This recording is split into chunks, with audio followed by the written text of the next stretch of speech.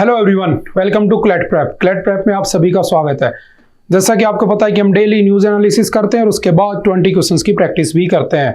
तो चलिए आज के 22 अगस्त 2024 के क्वेश्चन आंसर सेशन में पहला क्वेश्चन आता है हमारे सामने। Between which of the following countries and America the Ulchi freedom shield exercise has started. तो किस किस के बीच में आपसे पूछेगा। रिसेंटली एक्सरसाइज हुई थी उल्ची फ्रीडम शील्ड, तो किसके बीच में है तो याद रखना आपके अमेरिका और उसके साथ कौन सा है तो आपका south Korea. Option number D is the right answer. और अमेरिका और साउथ कोरिया के रिलेटिव में याद रखना कि लास्ट टाइम हमने किया था वाशिंगटन डिक्लेरेशन, ठीक है। और वाशिंगटन डिक्लेरेशन किस किस के बीच में हुआ था तो सिंपल सा याद रखना आपके यूएसए और किसके साथ में हुआ था आपके साउथ कोरिया के साथ में ही हुआ था, क्योंकि साउथ कोरिया के पास जो मिलिट्री जो है वो कौन सपोर्ट करता है तो याद रखना यूएसए। तो आपने एक ट्रीटी पढ़ी होगी NPT, non proliferation treaty. Non proliferation treaty कब हुई थी 1 जुलाई 1968, जिसमें सभी कंट्रीज ने साइन कर दिया था कि हम कभी भी किसी भी देश के खिलाफ क्या नहीं यूज करेंगे, अगेंस्ट में न्यूक्लियर वेपन्स का यूज नहीं करेंगे। लेकिन इसके कुछ मेंबर्स पार्ट नहीं, याद रखना, जैसे इंडिया हो गया, साउथ सूडान हो गया, इजराइल हो गया, पाकिस्तान हो गया। तो साउथ कोरिया ट्रीटी करके बैठा था। आपको पता है नॉर्थ कोरिया की उसकी तो लड़ाई चलती रहती है। उस दिन पहले देखा होगा नॉर्थ कोरिया जो बैलून्स थे उसमें गंदगी भर के कचरा भर के फेंक रहा था इनके देश में ना, तो ऐसे हरकतें करता रहता है। तो कभी लड़ाई होगी तो इन्होंने कहा कि एक काम करो, जो न्यूक्लियर वेपन्स है ना वो हमारे देश के बॉर्डर पे रख दो, लेकिन उनको चलाने की सोल अथॉरिटी किसके पास रहे, अमेरिका के पास। तो ये जो डील हुई थी दोनों के बीच में, इस डील को हम किस नाम से जानते हैं तो इस डील को हम वाशिंगटन डिक्लेरेशन कहते हैं। वाशिंगटन में हुई थी, लास्ट ईयर 2023 में हुई थी, आपके यूएसए और साउथ कोरिया के बीच में हुई थी। सिंपल सा याद रखना। उसके बाद चलते हैं next. Which of the following airports has won the best airport award at the India Travel Awards? तो बेस्ट एयरपोर्ट किसको मिला है तो याद रखना बेस्ट एयरपोर्ट मिला है आपका हैदराबाद एयरपोर्ट, यानी कि option number B is the right answer, जिसका नाम है राजीव गांधी एयरपोर्ट, ठीक है, हैदराबाद एयरपोर्ट भी कहते हैं। In which of the following has the 19th CII Confidential of the Indian Industries India Africa business conclave started. तो कौन सा, तो आपको नहीं भी याद हो तो याद रखना न्यू दिल्ली। तो मैक्सिमम कॉन्क्लेव वहीं पर होती है देशों के साथ।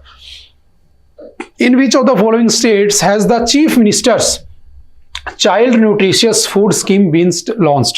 बच्चों को न्यूट्रिशन देने के लिए आपने पढ़ा होगा कि जो मिड डे मील स्कीम आई थी 1995, जो बच्चों को न्यूट्रिशन प्रोवाइड कराने के लिए नाम से चलाई गई थी, जो 2018 में पीएम पोषण के नाम से कन्वर्ट कर दी गई। सेम ऐसा ही अगर पूछे किस स्टेट ने अपनी लॉन्च की है तो याद रखना आपका option number A that is Himachal Pradesh is the right answer. Himachal Pradesh ने रिसेंटली अपने chief minister child nutritious food scheme को लॉन्च किया है। सिंपल वन लाइनर में याद रखना।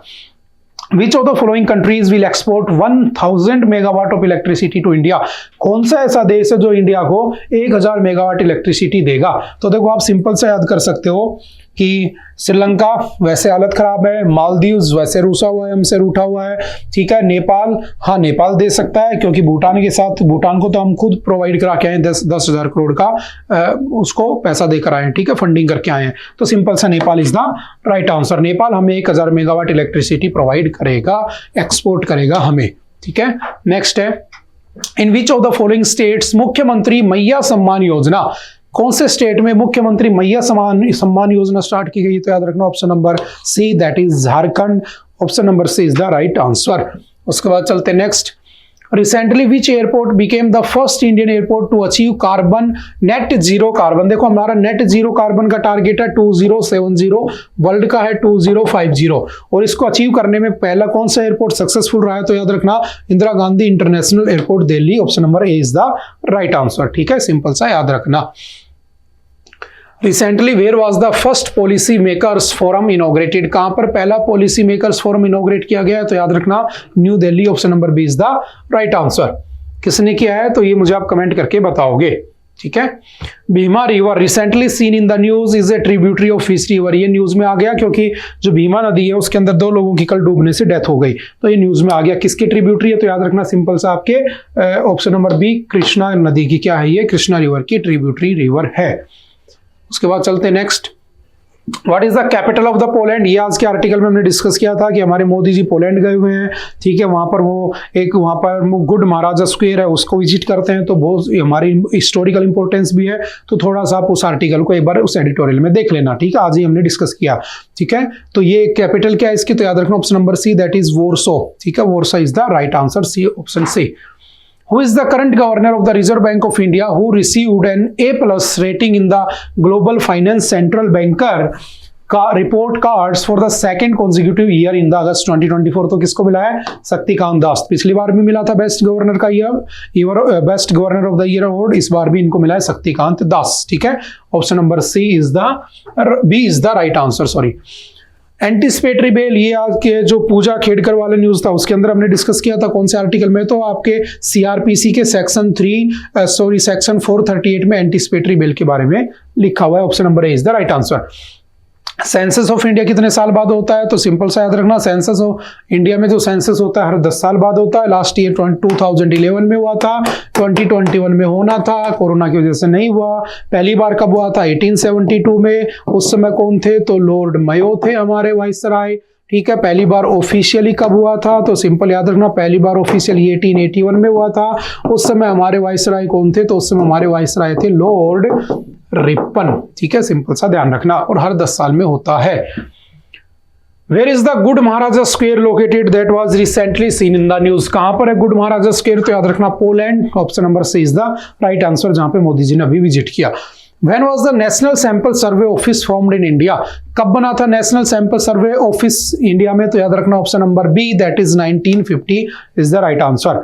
ठीक है, उसके बाद नेक्स्ट चलते हैं। When was the नेशनल को जियो साइंस अवार्ड? ये भी आज हमने एडिटोरियल में डिस्कस किया था कि द्रौपदी मुर्मू जी ने अवार्ड बांटे हैं। ठीक है, नाम अनाउंस किए हैं, तो सिंपल याद रखना 1966 में स्टार्ट हुआ था, मिनिस्ट्री ऑफ माइनिंग के अंडर में दिए जाते हैं। When was the homosexuality decriminalized by the Supreme Court of India?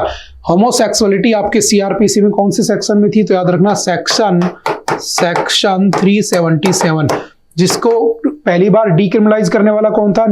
Delhi high court, याद रखना। फिर उसको दोबारा से क्रिमिनलाइज कर दिया किसने? सुप्रीम कोर्ट ने। फिर दोबारा से सुप्रीम कोर्ट ने इसको डीक्रिमिनलाइज कर दिया। कब? 2018 में इस होमोसेक्सुअलिटी को डीक्रिमिनलाइज कर दिया गया था। ठीक है, तो पूछा क्या है? हाँ, सुप्रीम कोर्ट ने कब किया था? 2018 में। सिंपल सा याद रखना, ये आज हमने एलजीबीटीक्यू कम्युनिटी वाले आर्टिकल में डिस्कस किया था। When was the smile scheme? Smile scheme किसके लिए? ट्रांसजेंडर पर्संस के लिए। ट्रांसजेंडर पर्संस का एक्ट कब आया था? Protection of their rights. तो याद रखना transgender persons act, protection of their right act कब आया था? 2019 में पास हुआ था। ठीक है, और स्माइल स्कीम कब स्टार्ट हुई थी? 2021 में स्टार्ट हुई थी एलजीबीटीक्यू कम्युनिटी के लिए, LGBTQ+ कम्युनिटी के लिए। नेक्स्ट चलते हैं। Who is known as the father of local self government? तो याद रखना Lord Ripon. Option number D is the right answer. Option number D, Lord Ripon को ही कहते हैं। इन्होंने भारत में पहला ऑफिशियल सेंसस करवाया था और इन्होंने भारत में लोकल सेल्फ गवर्नमेंट की स्टार्टिंग की होती है। ठीक है, 1881 में। तो इनको option number D is the right answer. Mayo ने क्या किया था? अनऑफिशियली सेंसस करवाया था। हेस्टिंग ने क्या किया था? इनके टाइम पर आपके यहाँ पर रैयतवाड़ी और महलवाड़ी सिस्टम लागू हुए थे, स्टार्ट हुए थे। कॉर्नवालिस के टाइम पर परमानेंट सेटलमेंट स्टार्ट हुआ था 1793 के अंदर, इस बात को ध्यान रखना। और लॉर्ड कॉर्नवालिस को क्या कहते हैं? Father of Indian police system या पुलिस सर्विस। जो पुलिस सर्विस है दुनिया में सबसे पहले पुलिस कहां पर आई थी? तो भारत में, याद रखना। कौन लेकर आए थे? Lord Cornwallis. ठीक है, तो ये ऑप्शन याद रखना। इसका राइट आंसर कौन सा हो जाएगा?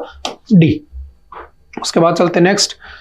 UPSC was formed in 1926। UPSC 1926 में बना था। किस कमेटी की रिकमेंडेशन पे? याद रखना option number B, that is Lee committee की रिकमेंडेशन पे, ली कमीशन की रिकमेंडेशन पे बना होता है। ठीक है, और यूपीएससी बार बार न्यूज में आ रहा है, तो प्लीज इसको थोड़ा सा ध्यान से पढ़ लेना। हालांकि हम डिस्कस कर लेते हैं। ओके, आई थिंक आज के लिए इतना ही था। आई होप कि आप लोगों को समझ में आया होगा। ठीक है, मिलते हैं नेक्स्ट टाइम दोबारा से। Okay, bye bye, thank you, have a nice day.